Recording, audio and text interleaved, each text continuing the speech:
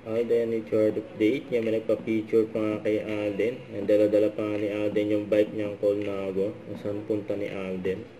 Sa ito, may nagpa-picture din kay Alden. And during PMPC Star Wars 4 television, at may photo bomber pa nga, seat pa nga ng photo bomber. Sila Sam Versosa sa si Rian Ramos. At kinonggas din si Alden na magpakailaman dahil wagi siya sa PMPC Star Wars 4 television bilang Best Single Performance Band and Actor sa pagganap niya sa puso at isipan. Yun, no? Sa IG story ni Risa, yun, no? Ganda pa nga ng digital photo frame.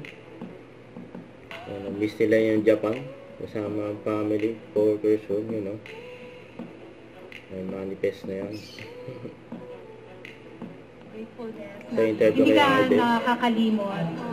Di ba? Yes. Kilala ka ng mga tao sa ganyan. Opo, sana maging inspiration din siya, especially to the new ones. Na it's not about how good you are, it's not about your looks, it's not about your fame, it's not about your talent, it's about who you are as a person.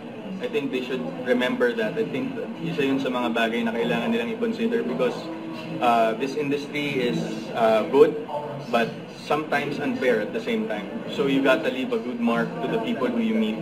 So it's always about who you are and dapat grounded lagi, humble lagi, mabait lagi. Paano naging reaction mo nung in-honor ka ni May Mendoza doon sa pag-start ng out? I don't wanna comment on that issue. So it's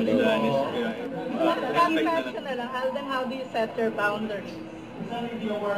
right now, because I Don't forget to subscribe, click the notification bell for more updates. This is Richard in Action Vlog. Stay tuned for more videos. See ya.